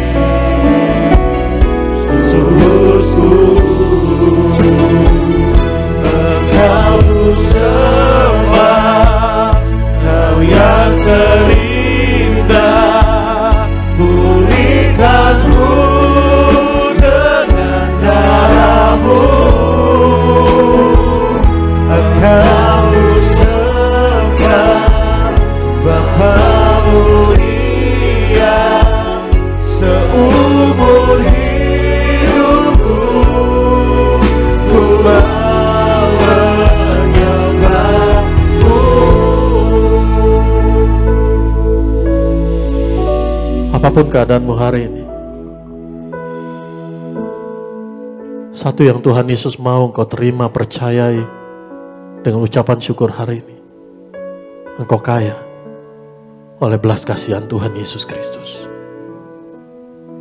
Setiap tetes air mata doamu, Tuhan balas dengan setiap tetes darahnya yang tercurah di atas kayu salib.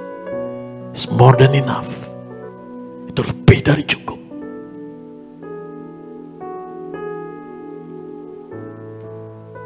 Apapun keadaanmu hari ini, saya berdoa oleh kebenaran firman Tuhan Yesus hari ini. Dengan imanmu, engkau bisa melihat, memandang. Ada tangan Tuhan Yesus yang selalu terulur kepadamu. Ada tangan Tuhan Yesus yang selalu menopangmu. Ada tangan Tuhan Yesus yang selalu menolongmu. Ada tangan Tuhan Yesus yang berdaulat di atas segala-galanya, menjaga, memelihara hidupmu. Saudara gak perlu angkat tangan, saudara gak perlu ada satu tanda gerak tubuh. Saya mau berdoa buat saudara yang hari ini sedang bergumul untuk bisa menang atas kebiasaan buruk, dimerdekakan dari belenggu dosa. Saudara tahu itu dosa, saudara tahu itu merusakkan hidupmu, tapi engkau gak berdaya untuk keluar, jatuh lagi, tertipu lagi. Engkau gak perlu buat janji apa-apa sama Tuhan. Tuhan, saya mau begini, saya mau begitu. Tuhan, saya bernasar gini. Hari ini, dengan hatimu yang hancur, hanya datang pada Tuhan Yesus yang katakan, God, have mercy on me. Tuhan Yesus, kasihanilah aku. Dan saya percaya, belas kasihan Tuhan yang akan memerdekakanmu.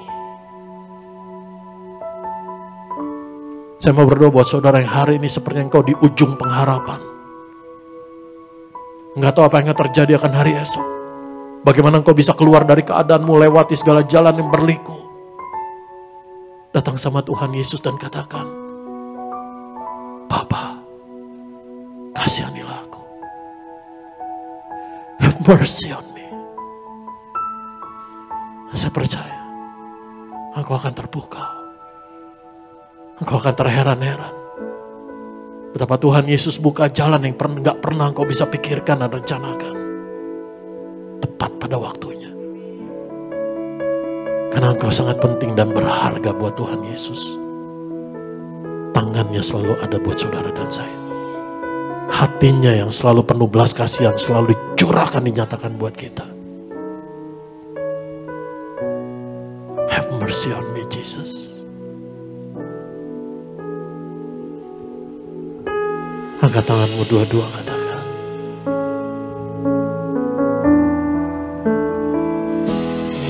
Kau terindah, Kau yang terindah, pulihkanku dengan darah-Mu. Kau ku sembah, Bapa mulia, seumur hidupku ku mau menyembah-Mu.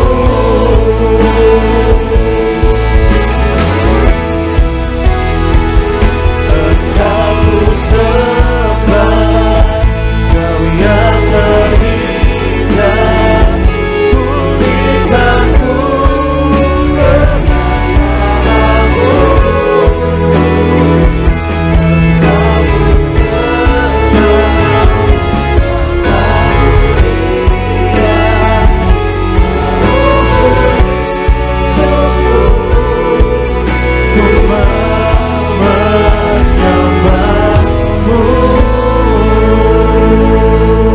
Kita kasih tepuk tangan yang paling dahsyat buat Tuhan Yesus. Sama ingat kasih Tuhan, ingat kebaikan Tuhan melalui sakramen perjamuan kudus tubuh dan darah Tuhan Yesus. Terima kasih buat kasih setiamu Tuhan.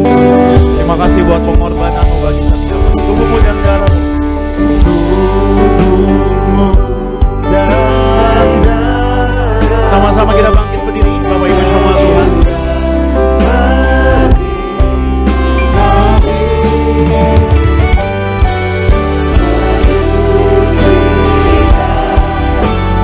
Menyembuhkan sempurnakan hidup kami.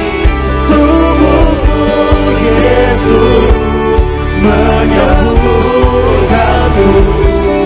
Darahmu Yesus menyucikanku. Ku jadi baru karena kasih-Mu.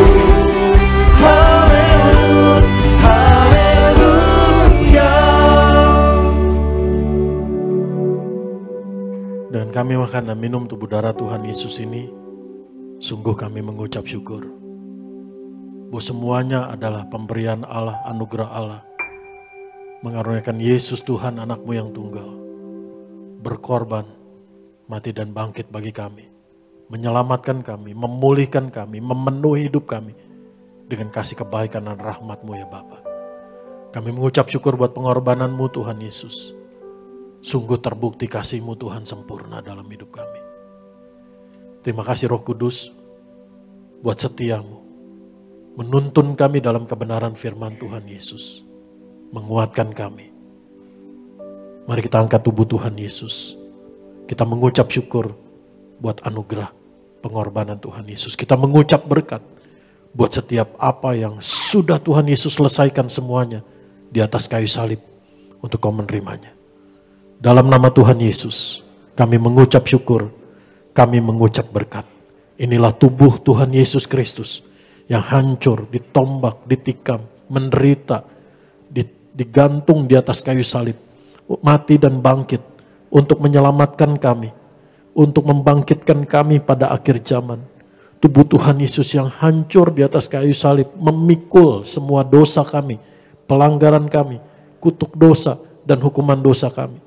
Tubuh Tuhan Yesus memikul semua penyakit kami, kelemahan kami, semua penderitaan kami. Dan oleh tubuh Tuhan Yesus, tubuh jiwa roh kami disempurnakan. Kami disembuhkan. Dari ujung rambut, ujung kaki sehat sempurna. Tidak terkapar sakit dalam nama Tuhan Yesus. Tidak terkapar di meja operasi. Tidak terkapar di ruang ICU. Kami bersama keluarga kami terpelihara sempurna di dalam Tuhan Yesus. Sembuh, sehat, damai sejahtera, sukacita. Kami menerima dari Tuhan Yesus kelegaan, ketenangan, ketentraman, keamanan, kecukupan, bahkan kelimpahan. Kami menerima di dalam Tuhan Yesus kemuliaan Tuhan Yesus, kekudusan, kebenaran, kemenangan di dalam nama Tuhan Yesus.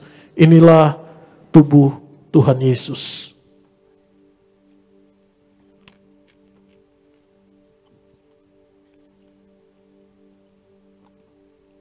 Mari kita angkat darah Tuhan Yesus Kristus.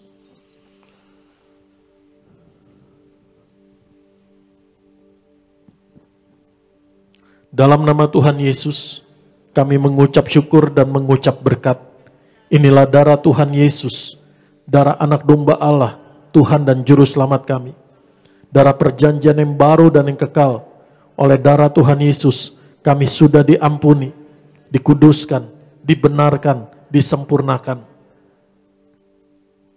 Dalam nama Tuhan Yesus, oleh darah Tuhan Yesus, kami disucikan dan kami ditebus menjadi milik kepunyaan Tuhan Yesus sampai selama-lamanya. Tuhan Yesus menjaga, memberkati keluarga kami, berkumpul di bumi, berkumpul di sorga, punya rumah di bumi, punya rumah di sorga, dan hidup di bumi seperti di sorga. Tuhan Yesus yang mengaruniakan kami kekuatan, keluarga kami juga, untuk hidup dalam kekudusan, untuk hidup dalam pertobatan, untuk hidup dalam kebenaran. Dalam nama Tuhan Yesus, kami percaya oleh darah bilur Tuhan Yesus, kami disembuhkan. Sebab bilur Tuhan Yesus sudah menanggung, menyelesaikan, memikul segala penyakit, penderitaan, kesesakan, kelemahan kami, segala kesengsaraan kami, sudah Tuhan Yesus selesaikan di atas kayu salib. Dari ujung rambut, ujung kaki, tubuh kami sehat sempurna. Jiwa kami dipulihkan, disegarkan, ada damai sejahtera, ada sukacita, ada kelegaan, ada ketenangan, ada ketentraman, ada rasa aman di dalam Tuhan Yesus. Kami percaya roh kami dipenuhi Tuhan Yesus Kristus. Dalam nama Tuhan Yesus, oleh darah bilur Tuhan Yesus, kami, keluarga kami sudah disembuhkan. Saudara masing-masing doa, kami berdoa buat Ibu Gembala Sidang kami, Ibu Daniati Pariaji. Tuhan Yesus, Kau sangat mengasihi Ibu Daniati, Ibu Pendeta Daniati. Tuhan Yesus jagai sertai setiap langkahnya bersama keluarga, terpelihara sempurna di dalam kekuatan kuasa kemuliaan Tuhan Yesus. Pelayanannya mengembalakan domba-domba yang Tuhan Yesus karuniakan, Tuhan Yesus tuntun dengan hikmat, kasih kuasa, belas kasihan Tuhan Yesus senantiasa. Kami berdoa Tuhan Yesus buat seluruh teman-teman kami yang melayani tempat ini, seluruh pengerja, semua koordinator diberkati Tuhan Yesus. Kami berdoa buat Ibu Marta dalam nama Tuhan Yesus. Oleh kasih anugerah Tuhan Yesus, Ibu Marta disembuhkan, dipulihkan, bebas dari setiap sel kanker. Tuhan Yesus beri panjang umur dalam nama Tuhan Yesus. Keluarganya menerima belas kasihan anugerah keselamatan dari Tuhan Yesus. Kami berdoa buat Pak Stanley, ginjalnya sehat sempurna, tidak cuci darah dalam nama Tuhan Yesus. Kami berdoa dalam nama Tuhan Yesus. Mereka yang sedang berdoa buat punya keturunan, Tuhan Yesus karuniakan punya keturunan anak yang dari Tuhan Yesus. Kami berdoa Gerhard prostatnya sembuh, sehat sempurna dalam nama Tuhan Yesus. Kami juga berdoa Pak Markus diberkati Tuhan Yesus. Kami juga berdoa David bersama keluarga diberkati Tuhan Yesus. Kami berdoa Tuhan Yesus berkati juga Pak Riksan dan Ibu Anita dalam nama Tuhan Yesus. Dalam nama Tuhan Yesus kami mengucap syukur. Tubuh darah Tuhan Yesus adalah roti hidup yang turun dari sorga. Tuhan Yesus memberkati kami lebih dari roti mana, lebih dari jubah baru, lebih dari kasut baru. Tuhan Yesus setia memelihara hidup kami. Tuhan Yesus gembala kami, takkan kekurangan kami. Tuhan Yesus yang mencukupkan segala yang kami perlukan. Tuhan Yesus yang menyediakan yang kami perlukan. Tuhan Yesus yang memberkati kami, apa yang kami kerjakan, apa yang kami usahakan, berhasil, beruntung, dan menjadi berkat Tuhan Yesus bagi banyak orang. Studi kami, keluarga kami, anak-anak kami, dalam nama Tuhan Yesus, berhasil dalam nama Tuhan Yesus. Kami berdoa Tuhan Yesus yang menjaga kami sampai hari Tuhan Yesus datang kembali. Kami percaya Tuhan Yesus menggandeng kami, keluarga kami, masuk kerajaan sorga, tinggal di dalam rumah Tuhan Yesus sepanjang masa di sorga mulia. Dalam nama Tuhan Yesus, inilah darah Tuhan Yesus Kristus.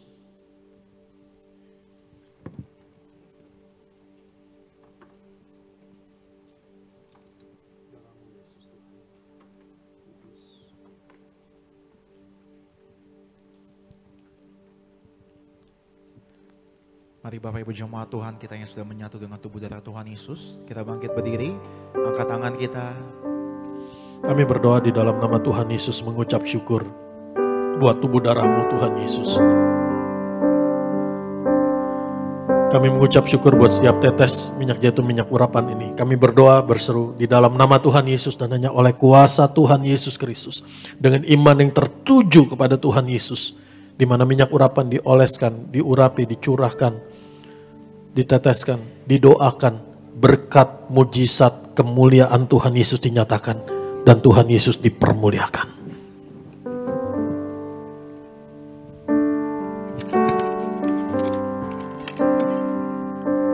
Sebab Tuhan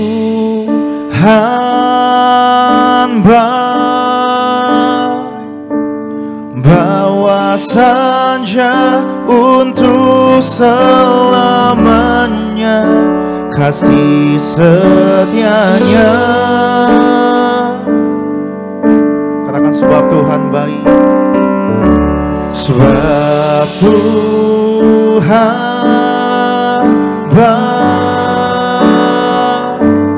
bawa saja untuk selamanya kasih setianya. Mari angkat kedua tanganmu. Kasih yang sempurna, anugerah berkat yang terbaik, damai sejahtera, sukacita dan kesehatan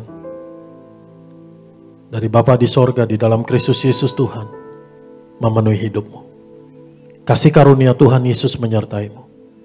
Dan persekutuan yang manis yang erat dengan Allah Roh Kudus menjagamu, menghiburmu, memberimu kekuatan untuk sampai Tuhan Yesus datang kembali. Kita dimahkotai Tuhan Yesus kekal di dalam kerajaan sorga. Berkat kerukunan ada dalam rumah tanggamu. Berkat damai sejahtera, kesehatan ada dalam rumah tanggamu. Berkat keberhasilan masa depan yang penuh harapan ada dalam rumah tanggamu.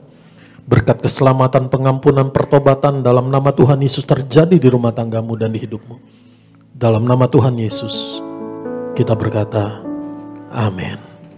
Shalom. Yesus hanya tahu melebihi siapapun juga. Yesus hanya tahu yang ku percaya di setiap waktu. Tiada banyak ku andalkan selain Kau. Tiada banyak ku andalkan selain Kau. Tiada banyak ku andalkan selain Kau. Yesus. Mari kita terus selesai. Selamat hari Minggu. Menjadi salam Tuhan memberkati kita semua dan shalom di Biria.